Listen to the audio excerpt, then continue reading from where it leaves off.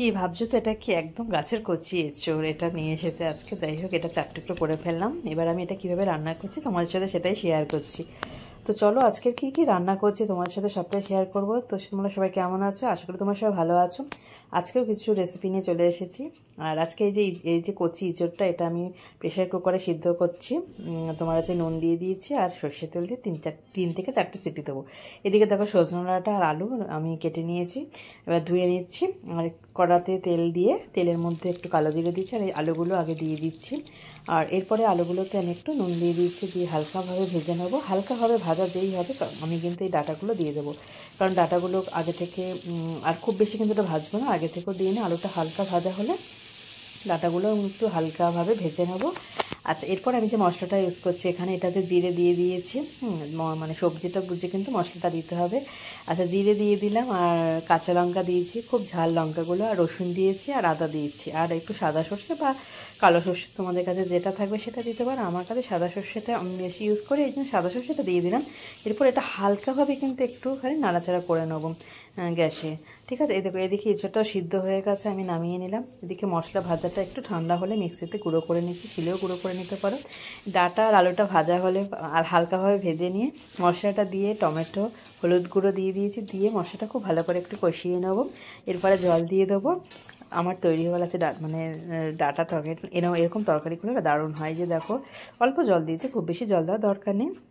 একটু মাখা মাখা হলেই নামিয়ে নেবো। তৈরি হয়ে গেল ডাঁটা আলুর এরকম মশলা দিয়ে একটা তরকারি। খুব ভালো লাগবে, অবশ্যই একবার ট্রাই করে দেখতে পারো। আমার তো ভালো লেগেছে। ডাঁটা নানা রকম রেসিপি তো এখন খাওয়া যাবে, তাই না? তো এবার আর একটা রেসিপির জন্য দেখো, কড়াতে তেল দিয়ে দিলাম, গোটা জিরে দিয়ে দিলাম।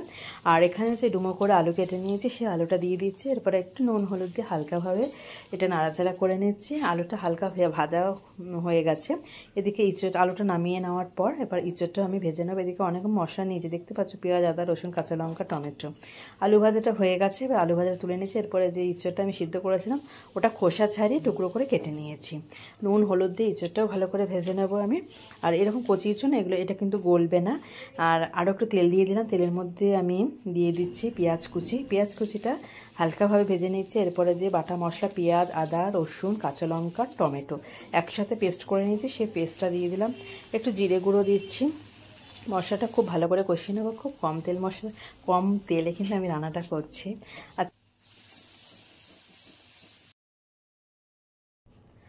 আচ্ছা, মশলাটা কষানো হলে ভাজা আলু আর ভাজা ইঁচড়টা দিয়ে দেবো, দিয়ে খুব ভালো করে নাড়াচাড়া করবো। কচি ইঁচড় তো এত টেস্টি হয় খেতে। একটু মাখামাখা করবো আজকে, আমি অল্প জল দিচ্ছি। তোমার হচ্ছে একটু মাখা করবো, খুব বেশি ঝোল এটা করবো না। গরম মশলা ঘি দিয়ে নামিয়ে নেবো। আজকে রেসিপিগুলো তোমাদের কেমন লাগলো অবশ্যই কিন্তু জানাবে। এই যে নামাবার আগে গরম মশলা দিচ্ছি। এদিকে আরও একটা রেসিপি আছে, মাছের ঝাল করবো। মাছগুলো ভেজে নিচ্ছি, রুই মাছ এটা। আর হচ্ছে পেঁয়াজ লঙ্কা। এদিকে এঁচড়ের তরকারিটাও হয়ে গেছে আর মাছের ঝালটাও হয়ে গেছে। মাছের ঝালে বেশি কিছু মশলা দিইনি, পেঁয়াজ টমেটো কাঁচা লঙ্কা দিয়ে এটা মাছের ঝোল হবে। আর এদিকে ডাঁটা আলু তরকারি আছে। তো আজকে লাঞ্চে আমার কী কী আইটেম হলো তাহলে দেখো। গরম ভাত আছে, আর হচ্ছে ডাঁটা আলুর তরকারি, আর হচ্ছে তোমার মাছের ঝাল আছে, আর এঁচড়ের তরকারি। তো আজকে লাঞ্চটা তোমাদের কেমন লাগলো অবশ্যই কিন্তু জানাবে।